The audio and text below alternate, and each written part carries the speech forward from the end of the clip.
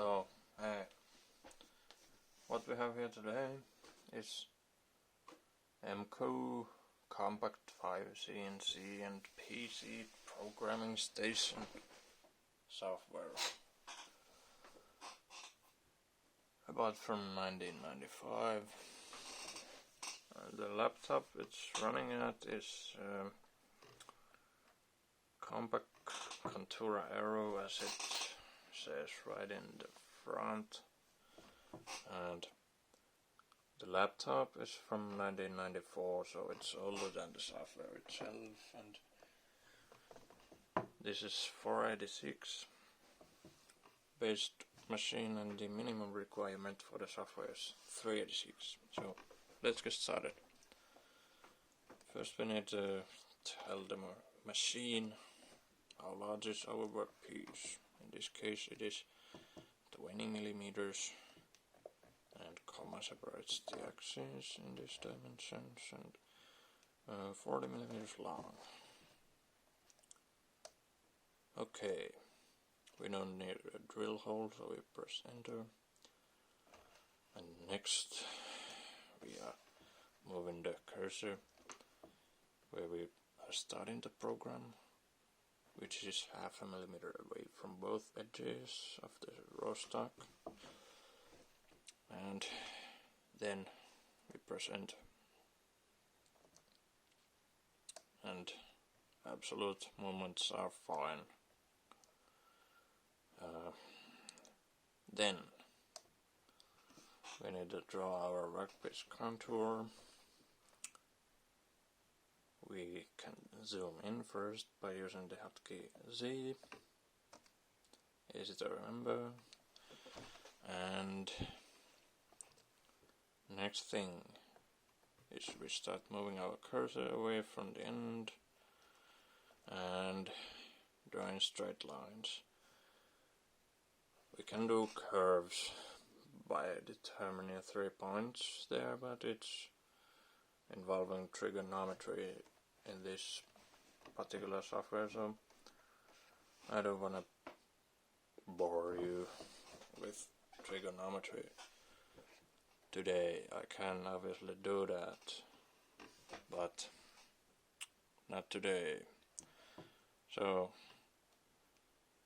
we can draw a line wherever the cursor is by pressing the hotkey plus. So the star indicates that it has drawn a line there. Next we put a little bit of taper here. We move 7 millimeters towards the chuck and 1 millimeter outer in the radius, and we press the plus again and it will draw a line. Next we move straight towards the edge and plus, and again a little taper to the end, and then just a short part here. This is not strictly necessary, but if you want to add a corner radius to the last corner, then this is necessary. So we want to do that, so we add this here, and then we add radius, maybe 1.5 here. Okay, confirm, yes. And then next radius here, when I use again 1.5. Yes, it's fine. Let's see how big we can put in here. It can only put so that it doesn't intersect with the next radius here, so probably 2 millimeters. Didn't really watch the dimensions that I drew first, so let's try this. Okay, 2 is not possible, so we're trying 1.5. Okay, that was 1.5. and it is correct. We can put a little bit larger radius here so that it's more visible. Okay, let's put full 4 millimeters of radius. That's like 8 millimeters diameter. Okay, that's a nice visible large radius. It's already, it would be a pain in the ass to make this contour accurately with the manual Compact 5 CNC, not CNC, manual Compact 5. But we have obviously the CNC, so now the contour is ready, so, well, bollocks. Now the contour is ready, and we can move on to the programming part. And the programming is not any more difficult than the drawing part that we just made. We press first F3 to get to the programming section of the program, and we have a few options for a cycle. You can do a roughing cycle and finishing cycle as we do today. And in addition, if you have back pockets, it can do a back pocket cycle, but if you have small back pockets, it's faster to put them manually there by just moving the cursor and adding a feed. So the back pocket cycle is rarely needed. Then you're threading, and then the G84 is what's easy to use on the machine. It's a count cycle. And G88 is maybe a canned facing cycle, I'm sure, probably is, yeah. But those first cycles, they are not canned. They make a long list of code, and if you take 2 shallow cuts, the code will easily fill up the memory of the Compact 5, and that's why we are taking relatively deep cuts, like 0.7 millimeters in this case.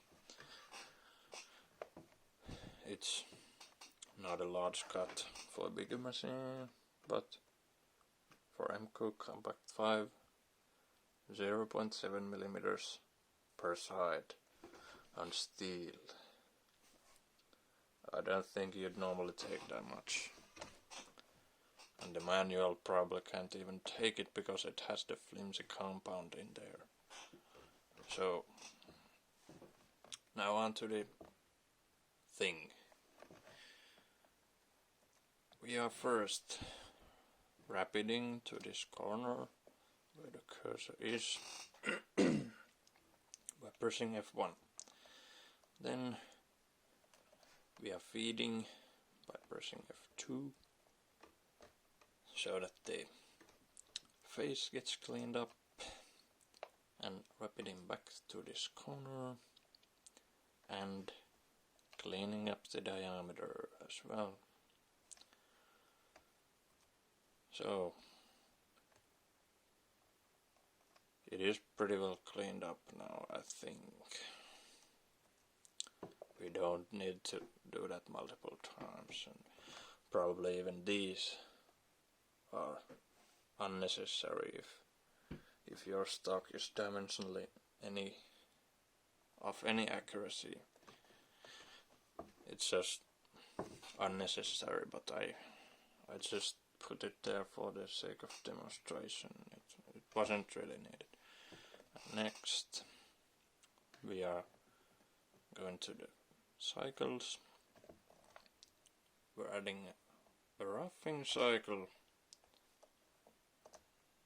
which asks first the first point of our contour,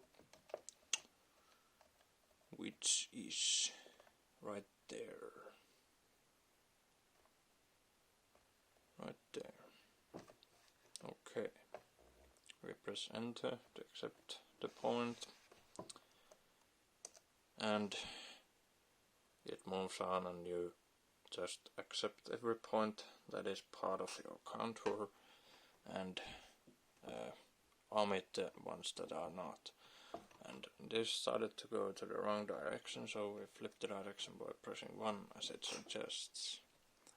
And enter, enter, enter, enter, enter, enter, enter, enter, enter. Okay, so the software actually crashed, and I just quickly drew up something that looks similar enough. And I already determined the points for the roughing cycle, and now it asks the offset. This is the meat that the roughing cycle leaves for the finishing cycle, and we are going 0.3, 0.3, and cutting depth is 0.7 millimeters, which is again quite deep for the machine, but I'm gonna do it anyway. And feed, we're gonna ramp it up just a little bit, 150, yeah, 150 millimeters per minute. That is, it is quite unusual, as usually you give the feed as millimeters per revolution, but this lathe I need to give it as millimeters per minute. It's a software thing. It would be capable of the millimeters per revolution thing, as it can do threading also, so it knows where the rotational position is, but its software is somehow limiting it. And after we do the cycle, we need to wrap it back to the starting position or somewhere close it, because otherwise it will try to wrap it straight through the material right there. I have now tried it, and so the cursor is now in the start position, and I'm pressing F1. No, I'm pressing first escape and then F1. It was in the wrong section here. Now it gives a rapid, and then we are going back to the cycle section, and now we're using the contour cycle for our finish pass, or first of the 2 finish passes. And that is, we don't choose the last contour this time.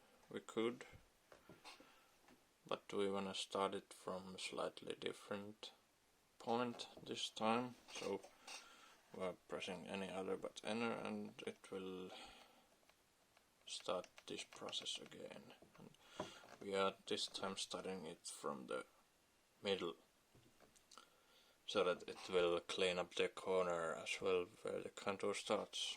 So we accept that, and then accept all the points. I don't want to accept that because it crashed last time I did it.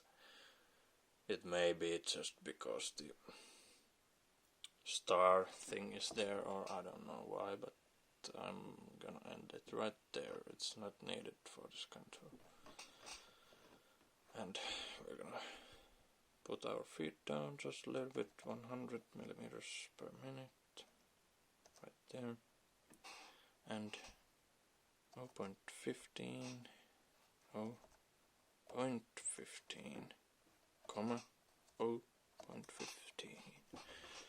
There's our offset. It leaves 1500 of a millimeter, which is something like a 6,000ths of an inch per side for finishing, and there it is. And the second contour is easier, it doesn't ask anymore the point, we just press enter, and feed is the same, and we only change the offset, which is 0,0 this time, and it cuts it clean with this pass. Oh, bollocks. So as you saw, I forgot to wrap it to the start position between cycles, and it would have made a rapid movement straight through the material, so we wanna make sure that it doesn't do that, and that's why this is great. And the cam part of the software, as you can see directly from the screen what the machine would do as it simulates it, just like in the more modern cam softwares also, but this is just a little bit more stripped down version of the simulation. Of course it wouldn't have the processing power or graphics power to make anything that looks fancy either. I think it struggles just a little bit with this one also. So now I'm adding the last rapid move to the very first starting position, which is half a millimeter away from the original edges. Work right here, and now the program is basically ready, and we can kind of see how it works. It draws it a little bit too fast maybe to really see it, but we can also go to the display screen and then here change it to a little bit different view.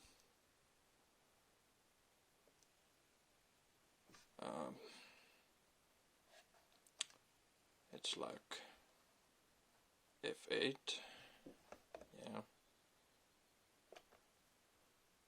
It displays it just like it would be in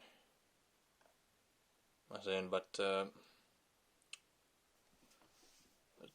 tool disappears from this picture, so that's how the workpiece from a program like this looks like. Now let's take a look how the machine handles the code. So what we now are doing is I plug the RS-232 in, and it's the program is stored, and I restarted the machine. Obviously also I need to restart it as the battery has probably died a decade ago at least, if not 20 years ago. And next I'm gonna fire the machine up, and here we are trying to find the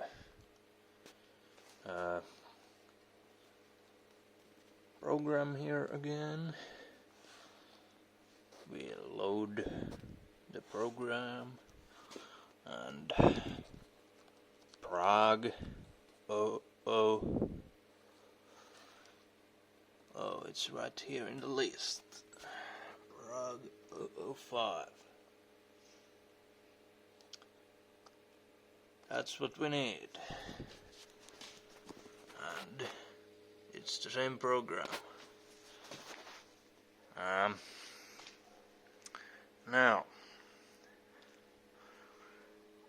we need to go to the CNC mode, and I believe the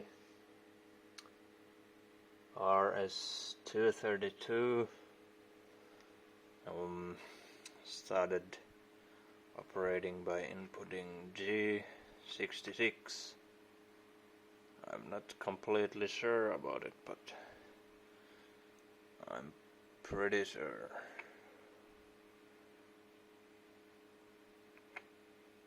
Okay, now it's waiting for a program, and here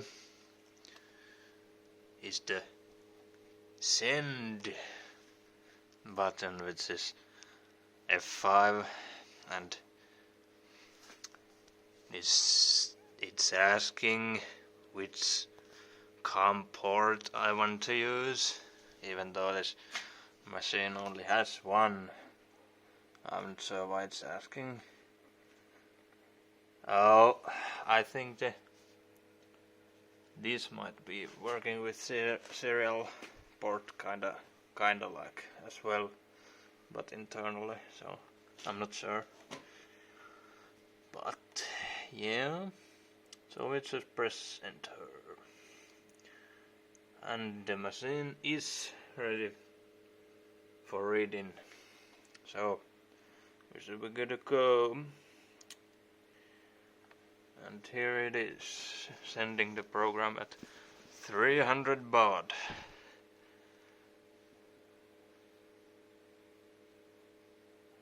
Almost at the speed of light, I would say. This is still much faster than trying to hand input the code from a list or something. It's many times faster,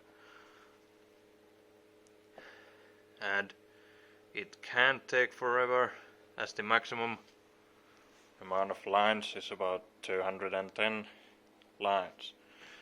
So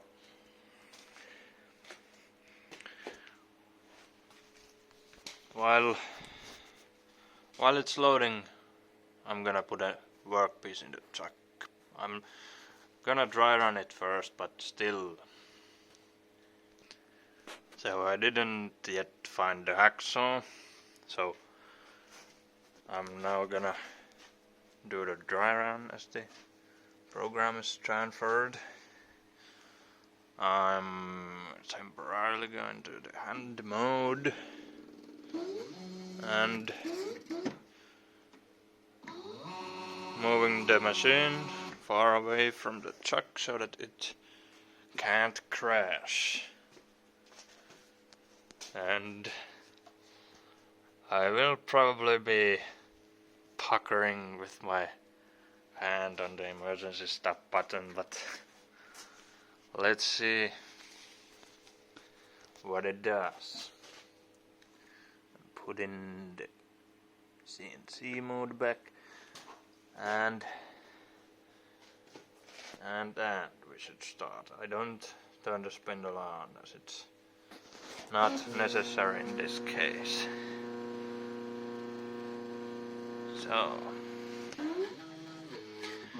So it did the facing that I programmed by hand, and now it's doing the turning that I did by hand, and now the roughing cycle has started, and so far it is doing just as expected.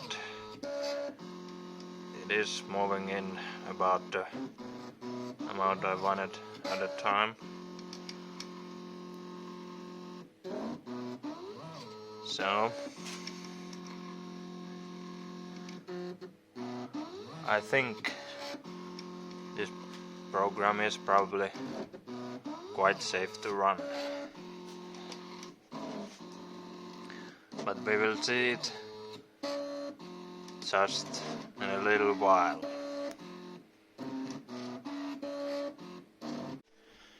So we have now our horrible piece of regular mild steel chucked up. It is definitely not free machining screw machine stock. This is the cheapest steel straight from the hardware store. Cold rolled, I think. And the program is loaded up, just ready to press the cycle start button. And I filmed this already once, but the view was too horrible, so I must delete it and take it again. It worked pretty well though. It's just try to chatter a little bit, but you can see the finish there that it makes in mild steel. It's pretty good, I think. But now we are making it spin about 2000 and a little bit more RPM. That's a normal speed for carbide, maybe even a little bit slow. So 2150, and we are pressing the cycle start button. Here we go, and it starts to whittle steel away effortlessly.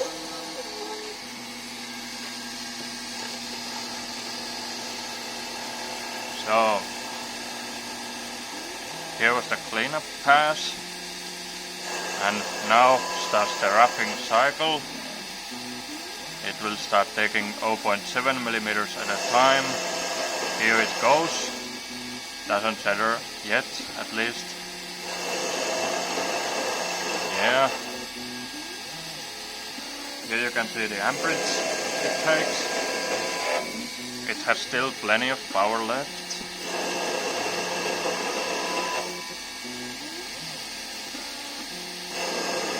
And these are actually larger cuts than you can take on a Chinese mini lathe.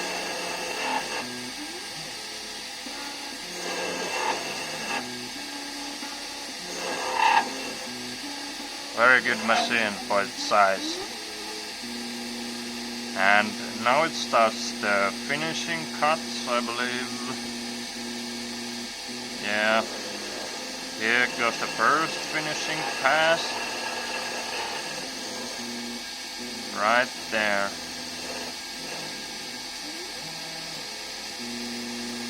And now on to the second one.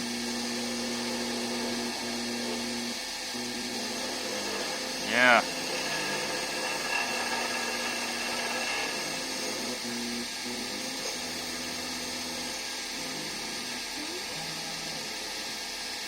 And the program has finished.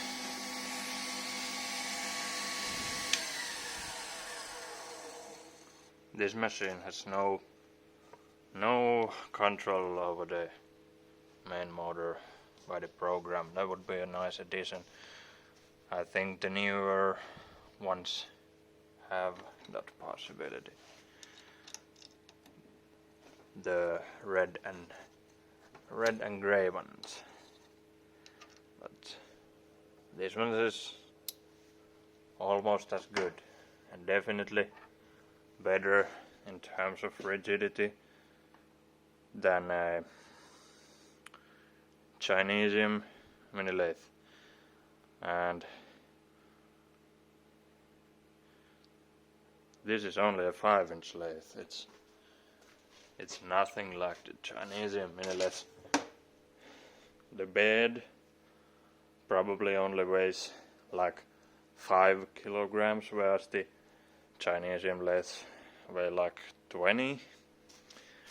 So this is like really small machine, but yet so rigid. It can take 0.7 millimeters per side on horrible mild steel, and this is one of the reasons it's more rigid.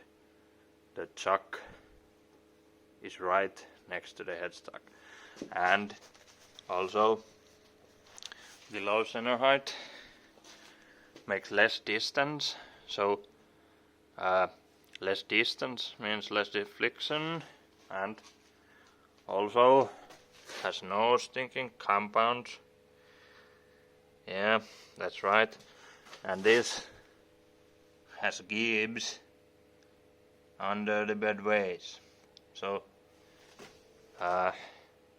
they prevent this from moving around, at least in theory. But I can't get it.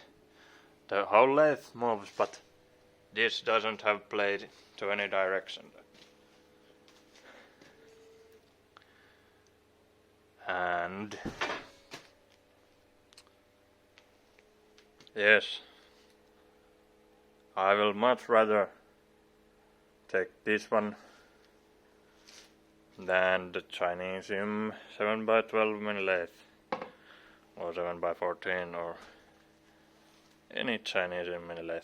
This has its limitations software wise compared to the Mark III or even better DIY CNCs, but it's a beast when it comes to its size. A true beast. And yeah, the next video will be about parting off steel on a very tiny lathe. And yes, it will be the same horrible steel that even my bigger lathe struggles to part off. But the struggle is not in that case because of rigidity issues. It is rather because the too low cutting speeds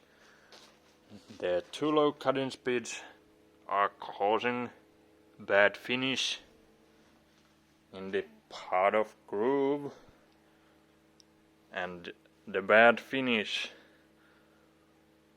incredibly high roughness in the groove, it grabs the chips and pulls the tool down,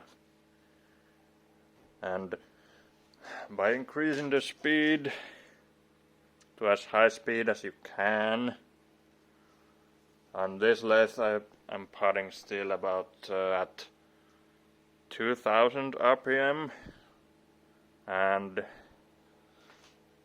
that's a nice speed for parting off. But more about that in the next video, which will probably be something like 1 year from now. But you can subscribe and hit the bell, and you will be notified when it comes. And thank you if you watched the whole video. It was a rather long video, but if you